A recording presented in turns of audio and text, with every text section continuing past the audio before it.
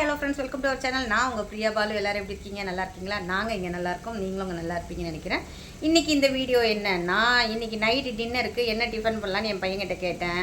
நான் இட்லி ஊற்ற போகிறேன்னு சொல்லிட்டேன். சட்னி என்னென்ன பண்ணுறதுன்னு கேட்டதுக்கு, எப்போ பார்த்தாலும் சட்னியை அரைச்சிட்ருக்கேன், வடகரி செய்யின்னு சொல்லிட்டான். சரி, நம்ம பாட்டி எனக்கு சொல்லி கொடுத்த ஈஸியான மெத்தடில் நான் இன்றைக்கி வடகரி செய்ய போகிறேன். அந்த வடகரி ரெசிப்பியை தான் நான் உங்கள் கூட ஷேர் பண்ணிக்க போகிறேன். ஈஸியாக செஞ்சிடலாங்க, 15 மினிட்ஸ் தான், கஷ்டம்லாம் கிடையாது. இட்லிக்கு அது நல்ல காம்பினேஷனாக இருக்கும். வடகரி ஹோட்டல்லாம் பார்த்தோம்னா நல்லா எண்ணெய் மிதக்க தலை இருக்கும். அதை சாப்பிட்டோடனே ஒரு மாதிரி தலை சுத்தம் எனக்கெல்லாம். நான் அதனால் வீட்லேயே செஞ்சும்போது எனக்கு அவ்வளோ ஆயிலெல்லாம் ஆகாது. அதனால் நான் வீட்லேயே நான் சிம்பிளாக செஞ்சுப்பேன். அந்த ரெசிபி தான் உங்கள் கூட ஷேர் பண்ணிக்க போகிறேன். வாங்க வீடியோக்குள்ளே போகலாம். 150 கிராம் கடலப்பருப்பு ஒரு 2 மணி நேரமாக ஊற வச்சுருக்கேன். அதை நல்லா வாஷ் பண்ணி வடிகட்டி மிக்ஸி ஜாரில் போட்டு தேவையான அளவு கொஞ்சமாக உப்பு போட்டுக்கலாம். ஏன்னா நம்ம வதக்கும் போதும் உப்பு சேர்க்க போகிறோம். அதனால் இந்த பருப்புக்கு ஏற்ற மாதிரி டேஸ்ட் வேணும் இல்லையா, அதனால் கொஞ்சமாக கல் உப்பு போட்டிருக்கேன். இதை வந்து நம்ம ஒன்றும் பாதியமாக வந்து கிரைண்ட் பண்ணி எடுத்துக்கலாம். நைஸாக அரைச்சோம்னா நமக்கு டேஸ்ட்டே ஒரு மாதிரி மாவு மாதிரி இருக்கும். அப்படி இல்லாமல் திரியாக ஒன்றும் பாதியமாக இருக்கிற மாதிரி நம்ம மிக்ஸி ஜாரில் அரைச்சி எடுத்துகிட்டு வரலாம். பாருங்கள், இந்த பக்குவத்துக்கு திரியாக இருக்கா, நைஸாக அரைக்கக்கூடாது, திரியாக அரைச்சி எடுத்துகிட்டு வரணும். இப்போ இதில் வந்து கொஞ்சமாக வெங்காயம் சும்மா அந்த டேஸ்ட்டுக்காக அதையும் போட்டு நல்லா மிக்ஸ் பண்ணிவிட்டு நம்ம வந்து ஷாலோ ஃப்ரையும் பண்ணலாம், இல்லைனா டீப் ஃப்ரையும் பண்ணலாம். இப்போ நான் வந்து தோசைக்கல்லில் வச்சு நான் தோசை மாதிரி தட்டி வேக வச்சு எடுக்க போகிறேன். ஏன்னா அதில் தான் ரொம்ப எண்ணெய் உரியாது. நம்ம வந்து டீப் ஃப்ரை பண்ணோம்னா எண்ணெய் நிறைய இருக்க மாதிரி தெரியும். அதனால் நான் எப்போவுமே தோசைக்கல்லில் வச்சு நான் வேக வச்சு எடுத்துப்பேன். இல்லைனா நீங்கள் இட்லிக்கு நல்லா ஆவி கட்டி கூட எடுத்து பண்ணலாம். தோசைக்கல் வச்சாச்சு, நம்ம எண்ணெய் ஊற்றிக்கலாம். இது மாதிரி வச்சு ஸ்லோ ஃப்ளேமே இல்லைனா மீடியம் ஃப்ளேமில் வச்சுக்கோங்க.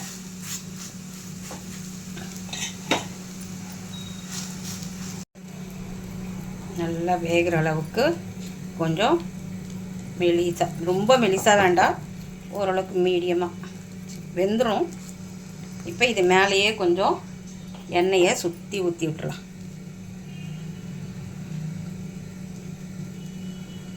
தோசைக்கல்லில் ஒரு பக்கம் வேகட்டும். இப்போ நம்ம வந்து தாளிப்பு எடுத்துக்கலாம். கேஸ் ஆன் பண்ணி கடாய் வச்சிடலாம். கடாய் வச்சோன்னா ஒரு 3 ஸ்பூன் எண்ணெய் ஊற்றிக்கலாம். எண்ணெய் காஞ்சதும் ஒரு ஏலக்காய், ஒரு அரை ஸ்பூன் சோம்பு, 2 பிரிஞ்சி இலை, 2 பட்டை, 2 கிராம்பு அதையும் போட்டு லைட்டாக ஒரு வதக்கும்.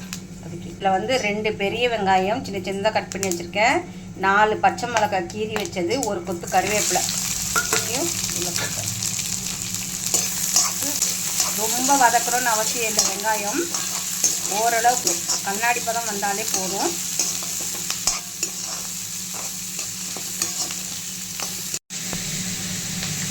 ஒரு பக்கம் ஓரளவுக்கு வெந்துடுச்சு. இப்போ இதை நம்ம மெதுவாக அப்படியே எடுத்து திருப்பி போடலாம். ஸ்லோ ஃப்ளேமில் வச்சா தான் நமக்கு அந்த தீயாது, இல்லைன்னா தீஞ்சிடும். தீஞ்சிடுச்சுன்னா டேஸ்ட்டே மாறி போயிடும். இப்போ வதங்கிடுச்சு. இதை எடுத்து நம்ம ஒரு பிளேட்டில் எடுத்து வச்சிடலாம். இப்போ இது ஒரு பிளேட்டில் எடுத்து வச்சாச்சு. இப்போ இதை ஆறின பிறகு நம்ம உதுத்து எடுத்துக்கலாம். சூட்டில் வச்சு நம்ம கை தான் சுடும், அதனால் ஆறின பிறகு நம்ம பண்ணாலே போதும். வெங்காயம் கண்ணாடி பதம் வதங்கினா போதும். இப்போ 2 மீடியம் சைஸ் தக்காளி போட்டிருக்கேன். இது ஆப்ஷனல் தான், உங்களுக்கு தக்காளி வேணான்னா அவாய்ட் பண்ணிவிடுங்க. போட்டால் கொஞ்சம் புளிப்பு டேஸ்ட் கிடைக்கும் நமக்கு. அதனால் 2 மீடியம் சைஸ் தக்காளி போட்டிருக்கேன். இதில் ஒரு அரை ஸ்பூன் மஞ்சத்தூள் போட்டுக்கலாம். அரை ஸ்பூன் மஞ்சத்தூள் போட்டுக்கலாம். அந்த தக்காளியுடைய பச்சை வாசனை போகட்டும். இப்போ வெங்காயம், தக்காளி, பச்சை மிளகாய் எல்லாமே வந்து எண்ணெய் பிரிஞ்சு வருது பாருங்கள். நல்லா இந்த ஸ்டேஜில் நமக்கு தேவையான அளவுக்கு தண்ணி ஊற்றிக்கலாம். இப்போ நான் இது வந்து ஒரு 6 பேர் சாப்பிட்ற அளவுக்கு நான் பண்ணுறேன் வடகரி. இன்னும் கூட கொஞ்சம் தண்ணி ஊற்றிக்கலாம். ஏன்னா நம்ம கடலப்பருப்பு தான் படுப்புறோம், அது கொஞ்சம் திக்கு கொடுத்துரும், கெட்டியாக்கிடும். அதனால் இன்னும் கொஞ்சம் தண்ணி ஊற்றிக்கலாம். தேவையான அளவுக்கு தண்ணி ஊற்றிக்கிட்டேன். இப்போ வந்து டேஸ்ட்டுக்கு கல் உப்பு யூஸ் பண்ணுறேன். ஏற்கனவே நம்ம கடலப்பருப்பு மாவில் உப்பு போட்டு தான் தட்டி எடுத்துருக்கோம். அதனால் நான் கம்மியாகவே உப்பு போட்டுக்கிறேன். தேவைப்பட்டால் நம்ம உப்பு போட்டுக்கலாம். இப்போ காரத்துக்கு மிளகாத்தூள், 2 பச்சை மிளகாய் கீரி போட்டிருக்கேன், காரமாக இருக்கும். அதனால் நான் வந்து வீட்டு மிளகாத்தூள் காரங்கிறதுனால நான் ஒரு 1/4 ஸ்பூனுக்கும் கொஞ்சம் ஜாஸ்தியாக போட்டிருக்கேன். வடகரிக்கெலாம் ரொம்ப காரம் தேவையில்லை. இப்போ இது நல்லா கொதிக்கட்டும். கொதி வரும்போது நம்ம கொஞ்சம் மீடியம் ஃப்ளேமில் வச்சு கொதிக்க வைக்கலாம். நல்லா கொதிக்குது. இந்த ஸ்டேஜில் நம்ம காரம் உப்புலாம் கூட நம்ம டேஸ்ட்டு பார்த்துக்கலாம். இப்போ இதை கொஞ்சம் மீடியம் ஃப்ளேமில் வச்சு நம்ம அந்த மிளகாத்தூள் ஸ்மெல்லாம் போகிற அளவுக்கு நம்ம நல்லா கொதிக்க விடுவோம். நல்லா கொதி வரட்டும். அதுக்குள்ளே இதுவும் ஆறி போயிடுச்சு. நம்ம வந்து இந்த மாதிரி உதுத்து எடுத்துக்கலாம். ஆறின பிறகு யூஸ் பண்ணுங்கள். இந்த மாதிரி அவ்வளோ அப்படியே வந்துடும், நமக்கு தூள் தூளாக வந்துடும். கொஞ்சம் பெரிய ஷேப்பாக வேணும்னா கூட நீங்கள் அந்த அளவுக்கு வச்சுக்கலாம், ரொம்ப தூளாக்காமல். ஏன்னா நம்ம தண்ணியில் போடும்போது அது இன்னும் கொஞ்சம் தூளாகும். அதனால் ஒரு மீடியம் ஷேப், இந்த ஷேப்புக்கு இருந்தால் கூட போதும். இல்லை தூளாக தான் வேணும்னாலும் நீங்கள் பண்ணிக்கோங்க. இந்த மாதிரி நம்ம உதுத்து எடுத்துக்கலாம். இப்போ ஹை ஃப்ளேமில் வச்சு நல்லா தளன்னு கொதிக்குது. மிளகாத்தூள் ஸ்மெல்லெல்லாம் போயிடுச்சு. இந்த ஸ்டேஜில் நம்ம இந்த உதுத்து வச்சுருக்க வடகரியை போடலாம். இப்போ நீங்கள் எவ்வளோ தண்ணி இருந்தாலும் அது வந்து கொதிக்க கொதிக்க என்ன ஆகும், திக்காயிடும் நமக்கு. இது நல்லா கொதிக்கட்டும்.